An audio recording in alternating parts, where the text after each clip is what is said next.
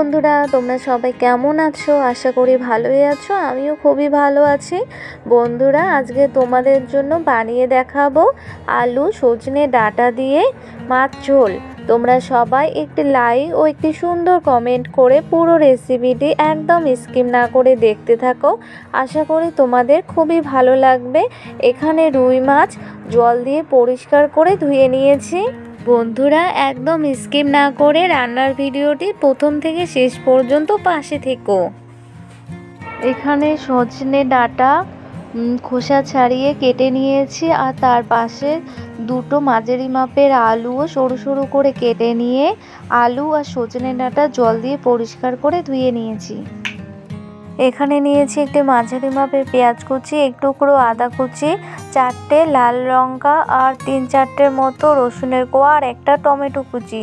এবার সব কিছু ব্লেন্ডারে খুব ভালো করে পেস্ট করে নেব। সব কিছু ব্লেন্ডারে খুব ভালো করে পেস্ট করে নিয়েছি। হলুদ লবণ দিয়ে মাছ খুব ভালো করে মেখে নিয়েছি। এবার চলো বন্ধুরা, মাছগুলো ভেজে নেওয়া যাক। কড়াই গরম হয়ে গেছে, এবার কড়াইতে দিয়ে দেব সরষের তেল।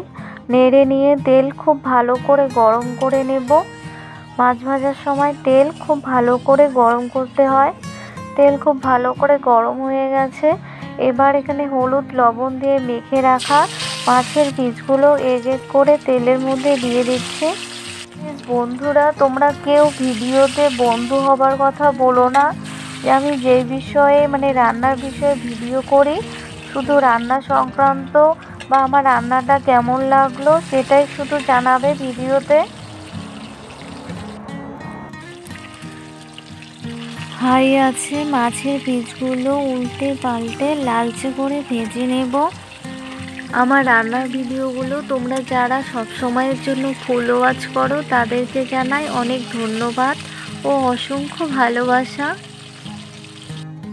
মাছের পিসগুলো ভেজে নেওয়া হয়ে গেছে, এবার নামিয়ে নেব। এভাবে করে বাকি মাছের পিসগুলো ভেজে নেব। প্লিজ বন্ধুরা, একদম স্কিপ না করে তোমরা সবাই দেখতে থাকো। সবগুলো মাছের পিস ভেজে নিয়ে নামিয়ে নিয়েছি।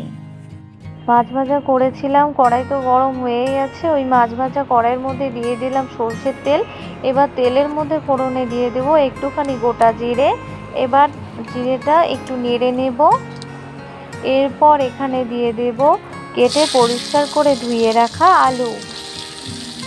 আর এখানে দিয়ে দেব একটুখানি লবণ আর একটুখানি হলুদ গুঁড়ো।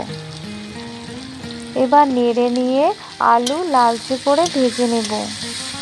আমি সবার ভিডিও ফুল ওয়াচ করে দেখি, প্লিজ তোমরাও আমার ভিডিও ফুল ওয়াচ করো।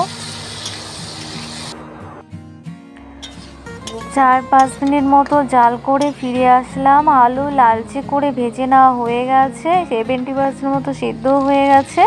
এবার এখানে সজনে ডাঁটা দিয়ে দিলাম। এবার আবারও সমস্ত কিছু খুব ভালো করে নেড়ে নিচ্ছি।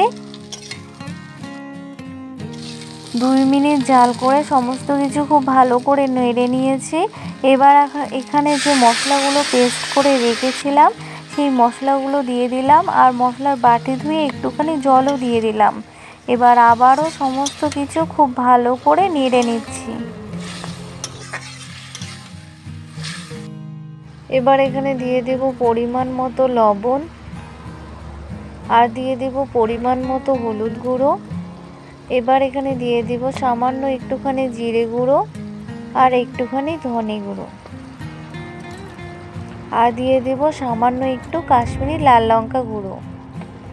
এবার সব কিছু খুব ভালো করে নেড়ে নিয়ে মশলা সহ আলু সজনে ডাঁটা খুব ভালো করে কষিয়ে নেব।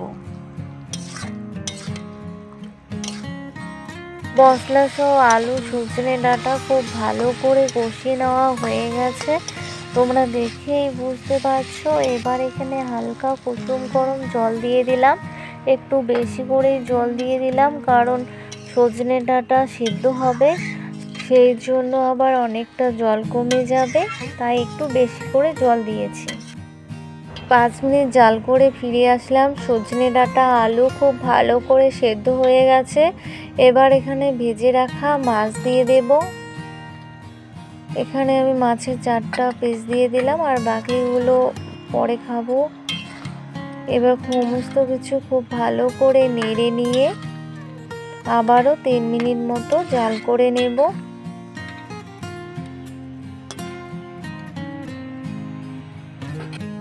3 মিনিট জাল করে ফিরে আসলাম। এবার এখানে ধনিয়া পাতা কুচি দিয়ে দিলাম। এবার সমস্ত কিছু খুব ভালো করে নেড়ে নিয়ে 1 মিনিট মতো জাল করে জাল অফ করে দেব। বন্ধুরা, আমার রান্নার ভিডিওটি তোমাদের কেমন লাগলো অবশ্যই জানাবে। জাল অফ করে দিয়েছি। আলু সজনে ডাঁটা দিয়ে মাছ ঝোল রান্না একদম কমপ্লিট। এবার নামিয়ে নেব। বন্ধুরা, তোমরা অবশ্যই বাড়িতে একবার এভাবে ট্রাই করো। আশা করি তোমাদের খুবই ভালো লাগবে। আমার তো খেয়ে খুবই ভালো লেগেছে। আর তোমরা কারা কারা এভাবে বাড়িতে রান্না ট্রাই করেছো অবশ্যই কমেন্টে জানাবে। আলু সজনে ডাঁটা দিয়ে মাছ রেসিপি দেখে যদি তোমাদের ভালো লেগে থাকে তাহলে অবশ্যই ভিডিওটিতে লাইক, কমেন্ট এবং শেয়ার করবে এবং অবশ্যই চ্যানেলটিকে সাবস্ক্রাইব করে বেল আইকনটি ক্লিক করতে ভুলবে না। আজকে এই পর্যন্তই। তোমরা সবাই ভালো থেকো।